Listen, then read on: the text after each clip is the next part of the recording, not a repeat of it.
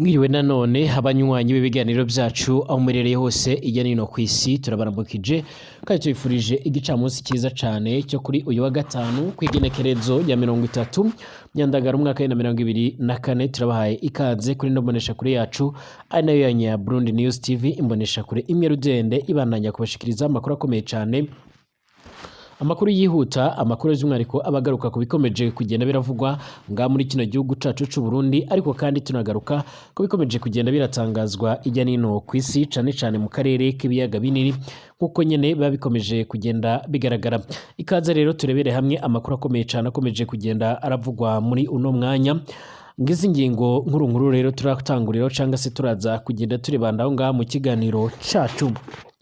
Mu gihugu c'u Burundi nyiricubahiro Evariste Ndayishimiye ndetse n'abategetsi bakomakomeye basanzwe by'umwihariko babarizwa mu nzego zijejwe umutekano baje gukora inama ikomeye cyane, inama yihuta, inama by'umwihariko bavuga yuko rero ku murongo wa telefone cyangwa se mu buryo bw'ikoranabuhanga harimo n'abandi bategetsi bakomakomeye muri Repubulika iharanira intwaro rusange ya Kongo. Iyi nama ikaba ibaye mu gihe rero by'umwihariko hari haheze indi minsi mikeya hari hashojwe iyindi nama ikomeye cyane yaje kugenda irahuriramo abandi bayobozi bakomakomeye harimo ushinzwe ubutasi bw'u Burundi ndetse n'abandi bagiye batandukanye baturutse muri Repubulika iharanira intwaro rusange ya Kongo. Aba baganiraga ku bikorwa bigiye bitandukanye byo kurwanya imihari igiye itandukanye, yaba isanzwe by'umwihariko igwanya ubutegetsi bwa Gitega ndetse n'isanzwe igwanya ubutegetsi bwa Kinshasa nk'uko bikomeje kugenda bigaragara. Mu gihe rero bikomeje kugenda bimera gutyo by'umwihariko mu masaha makeya yaheze nibwo hatanguye kugenda hagaragara inkuru harimo n'itangazo rikomeye cyane rya Lady Tabara twaje kugenda turagarukaho. Nyuma y'iryo tangazo rero hahise hategurwa inama ikomeye cyane yihuta, inama yaje gusiga nyiricubahiro Evariste Ndayishimiye cyangwa General Neva yemeje neza yuko rero by'umwihariko agiye kwitegura ku buryo bukomeye cyane, ndetse akaba yanavuze yuko rero bafatanyije na Repubulika iharanira intwaro rusange ya Kongo bagiye gutangura gukoresha ibitero by'indege mu rwego rwo kugira ngo babashe kuba bohangana cyangwa se babashe kuba by'umwihariko bahangana n'uyu muhari wa Lady Tabara umaze igihe urigarurira ibice bigiye bitandukanye nga muri Kivu y'Amajepfo, ariko kandi ukaba unasanzwe ukora ibikorwa bigiye bitandukanye nga mu gihugu c'u Burundi nk'uko bikomeje kugenda bitangaza. Uyu muhari wa Lady Tabara kandi waje kugenda usora itangazo rikomeye cyane, itangazo ryaje kugenda rikanga igihugu c'u Burundi nk'uko bikomeje kugenda biragaragara mu bice bigiye bitandukanye. Kandi nga mu kino gihugu cacu c'u Burundi abanyagihugu baracyakomeza kugenda by'umwihariko bamagana ibikorwa bariko barakorerwa cyane cyane ibyo kwakwa amahera. Aya mahera akaba ari amwe mu mahera rero akomeje kugenda aratuma ibintu bikomeza kugenda birazamba. Aya mahera y'intererano rero mu matora yimirije mu mwaka uheze, umwaka uri imbere, akomeje kugenda aratuma ibintu bikomeza kugenda birazamba nga muri kino gihugu cacu c'u Burundi, aho umugambwe Frodebu Sawanya rero usanzwe utavuga rumwe n'ubutegetsi wo wamaze kugenda ushimangira ndetse unagaragaza neza ko by'umwihariko ku ruhande rwa leta batari bakomeje kugenda bakora ibi bikorwa, ndetse baza no kwerura babwira abanyagihugu yuko badakwiye gukomeza kuriha ayo mafaranga nk'uko bikomeje kugenda bitangazwa. Muraza kunyemerera ngaruke kandi ku makuru akomeye cyane karavugwa mu gihugu cy'u Rwanda nyuma y'uko hazindutse haravugwa amakuru akomeye cyane ya bamwe mu basirikare bamaze kugenda barirukanwa. Brigadier General Ronald Gwivanga asanzwe avugira igisirikare cyo muri icyo gihugu cizwe nka RDF yamaze kugenda asobanura bimwe rero mu byatumye hirukanwa bamwe mu basirikare bakomakomeye bari banafise ipeti rikomeye cyane ngaho muri ico gisirikare.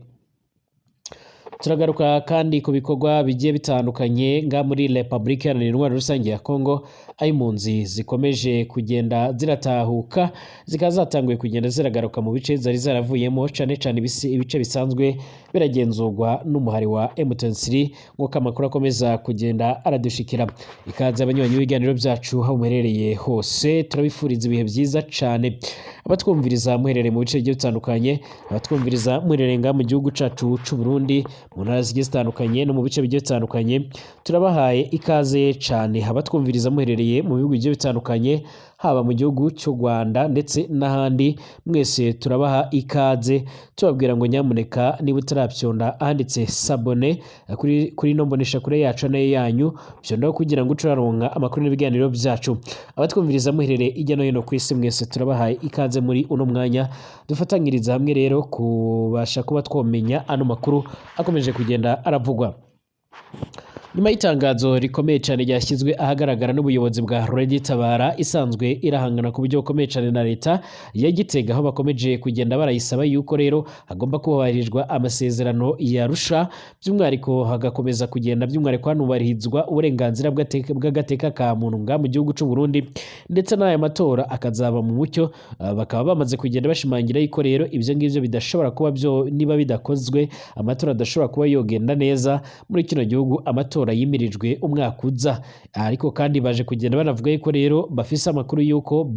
hateganywa ku bagabo ibitero bikomeye cyane nyuma y'inama iherutse kuba rero yaje guhuza abo ku ruhande rwa Kongo ndetse no ku ruhande rw'u Burundi, ndetse iyi Red Tabara yavuze ko rero ifise amakuru yuko haba hagiye gutangura kuyigabaho ibitero, ariko ivuga yuko rero nayo ubwayo izobasha kuba yo kwigwanaho, ikaba izabasha guhangana ku buryo bukomeye cyane n'umuntu ari we wese uzagerageza kuba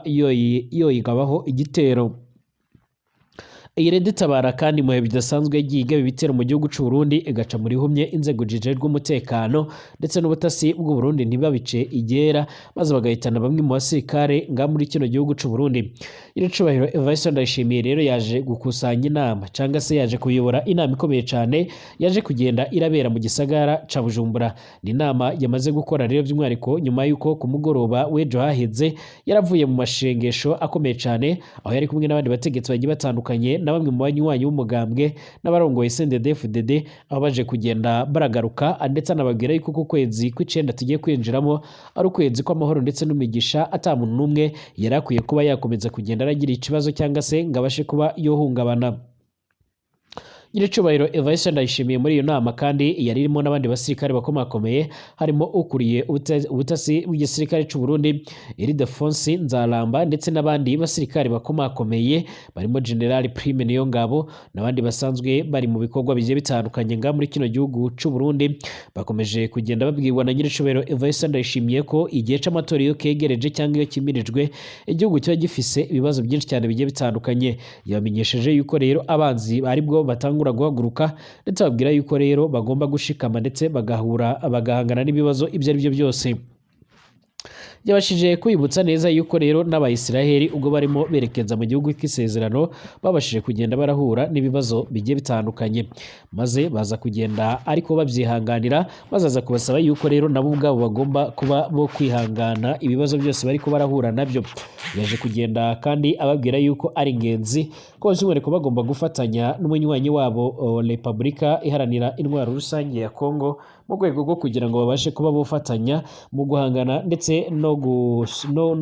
gutsinsura abanzi babo nk'uko bikomeje kugenda bitangazwa. Iyi nama yabaye yanzuye ko kandi hagomba gutangizwa ibitero bikomeye cyane ariko bihuriweho, aho imbonerakure zimaze iminsi zirahabwa imyimenyerezo nga muri kino gihugu cy'u Burundi zigomba gutangira kwinjira nga muri Kongo muri Kivu y'Amajyepfo mu rwego rwo kugira ngo zibashe kuba zofatanya n'abamayimayi n'abawazalendo n'abayifahirese mu rwego rwo kugira ngo babashe kuba bo kutangura kotsa igitutu uyu muhari wa Red Tabara. Nyiricubahiro Evariste Ndayishimiye kandi yavuze yuko arakomeza kuganira na mugenzi we wa Kongo kugira ngo uyu mutwe bazobashe kuba bohangamura bakoresheje n'ibitero byo mu kirere, ibitero by'indege uko bikomeza kugenda biratangazwa. Icyakora iyi Red Tabara itagira ipfana no yavuze yuko rero ifise ubushake ndetse yiteguye no kwigwanaho, ngo kandi igihugu cy'u Burundi nikiramuka kigize icyo gikora bizokigwa nabi cyane. Abanyagihugu rero botanguye kugenda bibuka ibyabaye mu mpera z'umwaka uheze 2023, abandi bibuka ibyagiye biba mu ntangiriro z'uyu mwaka, uburyo Red Tabara yakomeje kugenda irategatega iranajugunya amagerenade nga mu gisagara ca Bujumbura n'ahandi, ariko by'umwihariko bavuga yuko rero atakundi bishobora kuba byagenda, bakomeza kugenda basaba igisirikare cy'u Burundi gukomeza kwitwararika ndetse no kuba maso. Mu gihe iki gihugu kandi cy'u Burundi kiri mu bibazo bigiye bitandukanye cyane cyane ibibazo by'umutekano.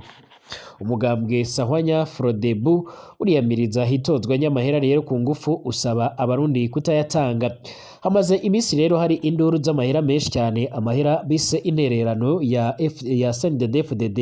mu minsi iheze rero mbere yuko hatangura ibikorwa byo kwitegura aya matora yimirijwe umwaka utaha uyo urongoye umugambwe uri ku butegetsi CNDD-FDD Reverien Ndikuriyo yasohoye ubutumwa rero by'umwihariko ku banywanyi b'uyu mugambwe abasaba yuko rero hagomba gutangira gukorwa by'umwihariko ikusanywa ry'amahera agomba kuzifashisha mu myamamazo. Yavuze ko rero by'umwihariko aya mahera agomba kuzotangwa n'umuntu wese uyashaka, ariko zimwe mu mbonerakure n'abandi bagiye batandukanye barimo barifashishwa muri bino bikorwa bigiye bitandukanye, by'umwihariko ibikorwa bigendanye nyine no kuba bariko barakusanya ayo mahera, bariko baragenda bafasta buri wese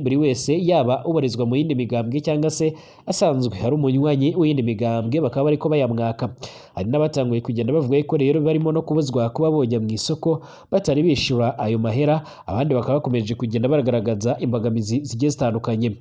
Imigambwe igiye itandukanye irimo nka CNL ndetse na UPRONA ndetse n'uyu nguyu urimo witwa Sawanya Frodebu, imwe mu migambwe isanzwe irafise izina rikomeye cyane ngaha mu gihugu cy'u Burundi, ikomeje kugenda yiyamiriza ibyo bintu, ivuga yuko ari akamaramaza ndetse inavuga yuko by'umwihariko ibyo bintu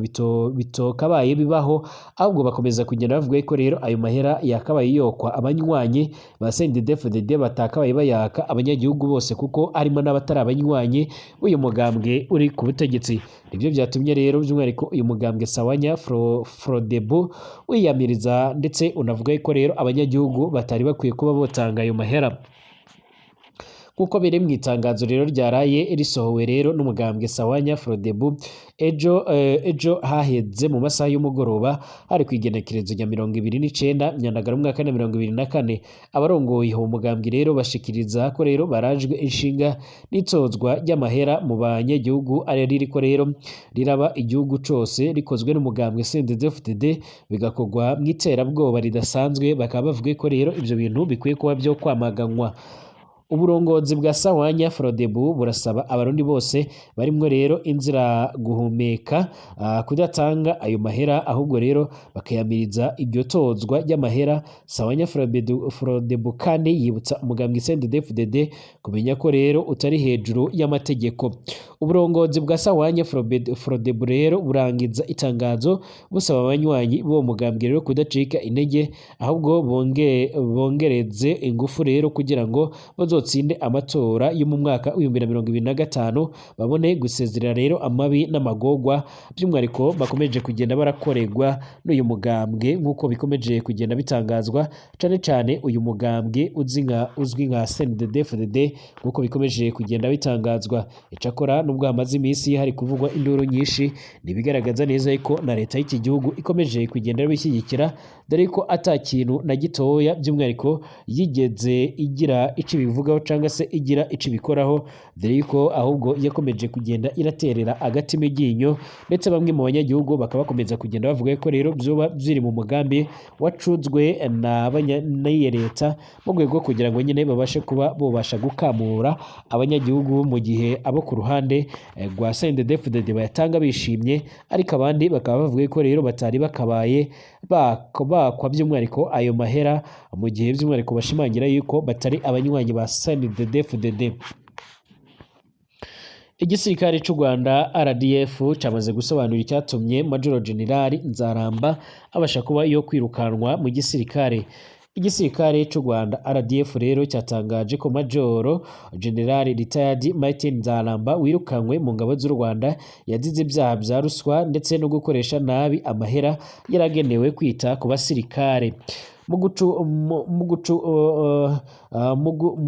Mu gicuku cyo kuwa gatanu ku igenekerezo rya 29 Kanama nibwo rero RDF yasohoye itangazo rivuga yuko rero nyakubahwa perezida wa Repubulika akanaba n'umugaba w'ikirenga w'ingabo yirukanye muri RDF Major General Martin Nzaramba ndetse na Colonel Dr Etienne Uwimana ndetse n'abandi ba ofisiye bakuru ndetse n'abatoya bashika kuri 19. Iryo tangazo kandi ryanavugaga yuko umukuru w'igihugu yategetse iyokanwa ndetse n'iseswa ry'amasezerano y'abasirikare bashika ku 195. abirukanywe muri RDF rero ntihigeze hatangazwa amakosa baba barakozwe. Icakora umuvugizi w'ingabo z'u Rwanda Brigadier General Ronald Rwivanga yasobanuye ko rero Major General Nzaramba yirukanywe azira rero ibyaha bya ruswa ndetse no kunyereza amahera yari agenewe gutunga abasirikare. Ibyaha yakoze rero ubwo yari ayoboye ishuri rya gisirikare ry'Intasho mu karere ka Kirehe nk'uko bitangazwa. Yagize ati General Major Nzaramba yirukanywe kubera ruswa ndetse no gukoresha nabi amahera yari agenewe kwita ku mibereho y'abasirikare ubwo yari mu nshingano nk'umuyobozi w'ikigo cy'imyitozo ya gisirikare ca Ntasho. Colonel Dr Uwimana yirukanywe rero kubera amakosa akomeye cyane ndetse no kunyuranya n'amahame ndangagaciro ya RDF. Usibye aba Brigadier General Rwivanga rero waganiriye n'abamenyeshamakuru yasobanuye ko rero abandi birukanywe barimo rero abakoze ibyaha bya ruswa ndetse n'iyindi myitwarire mibi cyane yakomeje kugenda irabagarukaho. Yavuze ko rero RDF yiyemeje kutazadohoka rero ku ihame ryo kurwanya ruswa, imyitwarire mibi cyane ndetse no kutagira ikinyabupfura ku bayigize. Major General Nzaramba na bagenzi biwe rero birukanywe muri RDF biyongera ku bandi basirikare birukanywe muri Kamena umwaka uheze barimo rero Major General Aloyizi Muganga ndetse na Brigadier General Francis Mutiganda.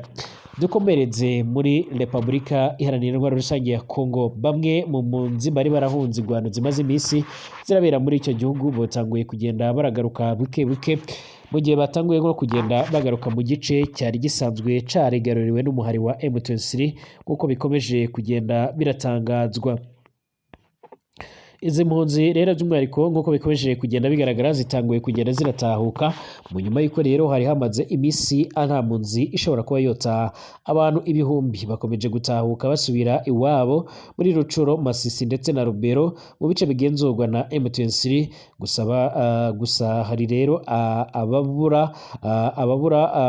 hari ababurira ko rero icyo bahunze kigihari, ariko bamwe bagakomeza kugenda bavuga ko rero by'umwihariko ata kintu cyo babuza kuba babasha kuba bogaruka mu gihugu cabo nk'uko bikomeje kugenda biratangazwa.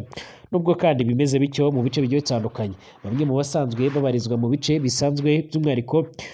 biyoborwa n'umuhari wa M23 bavuga ko rero ata kibazo bafise ndetse bakomeje kugenda bameze neza cyane. Mu gihe kandi bikomeje kugenda bimera gutyo by'umwihariko Repubulika Iharanira Intwaro Rusange ya Kongo iherutse gusaba abanyagihugu benshi biganjemo abarezi cyangwa se abakora umwuga w'ubwarimu ko bogaruka mu kazi kabo ndetse n'abaturutse n'abahunze bava mu gice cya M23 bakaba bamaze kugenda basabwa kuba bogaruka, cyane yuko leta yavuze yuko n'abasanzwe babarizwa nga muri icyo gikorwa n'abo basanzwe babarizwa mu gice kigenzurwa na M23 rero by'umwihariko ata kintu babaye. Urubyiruko rwakariye minisitiri w'urubyiruko muri Repubulika Iharanira Intwaro Rusange ya Kongo mu nyuma rero yo gusubika inama y'abayobozi b'urubyiruko rero rwo muri Afurika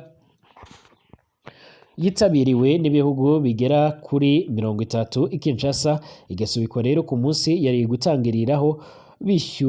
bishyuye amahoteli, ibiryo ndetse n'ibindi, ariko amaherezo itangazo rigenewe rero abamenyeshamakuru rikaba ryamaze kugenda rigaragaza neza yuko iyo nama yasubitse ku isaha ya 5 za mu gitondo ku igenekerezo rya 29 Kanama. Itangazo rigenewe rero abamenyeshamakuru rivuye mu biro bya Noella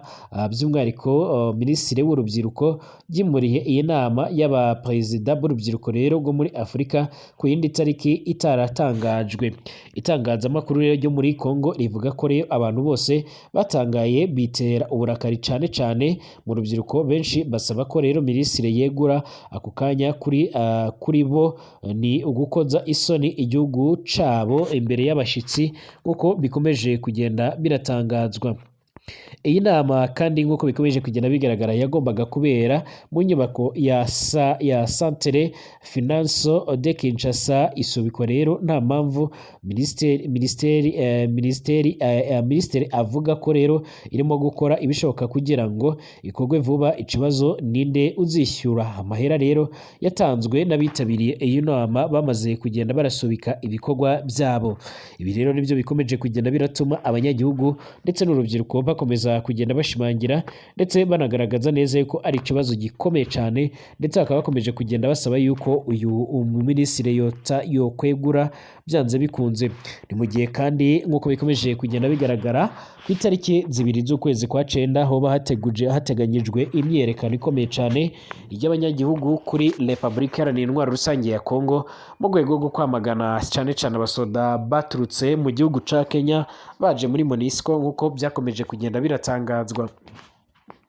Abanyagihugu bamwe na bamwe rero muri iki gihugu ca Kongo ntabwo bigeze bishimira neza kuza kw'ingabo ziturutse muri Kenya. Bavuga ko rero iki gihugu ca Kenya gisanzwe gifisanye umubano ukomeye cyane ndetse n'ubufatanye n'umwari wa M23, ndetse bakomeza kugenda bagaragaza neza ko batakabaye bizera cyangwa se by'umwihariko ngo babe bemera gufatanya nabo mu guhangana n'uwo muhari, mu gihe basanzwe bazi neza yuko rero uwo muhari usanzwe ufitanye ku buryo bukomeye cyane icyo twakwita umubano, ariko kandi abandi bavuga ko rero ibyo ngibyo byoba ari amanyanga. Iyi myerekano iracyarimo gutegurwa aho byatangajwe neza ko ishobora kuzotangura ku itariki 2 z'ukwezi gutaha. Guverinoma kandi ya Repubulika Iharanira Intwaro Rusange ya Kongo yatangaje kuri uyu wa kane uheze kwigenekerezo rya 29 Kanama mu mwaka 2024 i Kinshasa ubukangurambaga bwiswe ICC ubutabera kuri RDC, nk'uko rero byatangajwe na Minisitiri w'Ubutabera wungirije usinzwe imanza mpuzamahanga Samuel Mwemba mu kiganiro yagiranye n'abamenyeshamakuru i Kinshasa ku mugwa mukuru w'ico gihugu. Asobanura ko rero binyuze muri gahunda guverinoma ishaka kubona rero mu rukiko mpuzamahanga mpanabyaha hakorwa hitoza ku mahano yakozwe n'u Rwanda mu burasirazuba bw'ico gihugu ca Kongo, kandi yakomeza kugenda arasaba inkunga y'abanyekongo bose kugira ngo icyo gikorwa kibashe kuba cyogenda neza. Yagize ati ndasaba imiryango igiye itandukanye itegamiye kuri leta yemewe ikorera muri RDC nk'imiryango itegamiye kuri leta iharanira agateka kazina muntu gushyigikira abaturage ba Kongo mu gushaka ubutabera imbere ya ICC. Nta mpamvu rero ko mu gihe rero umuryango w'abibumbye wemera ko rero uburenganzira bwa muntu bwahungabanyijwe muri RDC, abayobozi b'u Rwanda ndetse by'umwihariko n'indi migambwe igiye itandukanye bakabaye bakomeza kugira ico bakora nk'uko bikomeje kugenda bigaragara. Yakomeje kugenda avuga ko rero imiryango itegamiye kuri leta yemewe hano igomba rero ngo guceceka, ngo itagomba guceceka. Yagize ati ndasaba kandi urubyiruko rwo muri Kongo kwitabira ubu bukangurambaga hagamijwe gusaba ubutabera ICC ireke gutinda. Media Congo Academy dukesha iyi nkuru iravuga yuko rero kandi uyu muryango wa Afurika y'Iburasirazuba East African Community watangaje neza ko kwigenekerezo rya 26 Nzeri mu mwaka wa 2024 uzumva mu ruhame rero icifuzo ca RDC cirega u Rwanda ibyaha byakorewe rero mu ntara ya Kivu y'Amajyaruguru ngo rwitwikiriye umutwe w'inyeshamba wa M23. Ibyo bibazo byose kandi u Rwanda rwakomeje kugenda rurabihakana inshuro nyinshi, rugaragaza neza yuko rero ataruhare rwigeze ruragira mu bibazo biriko birabera muri Kongo. Dusubire mu masaha ari imbere.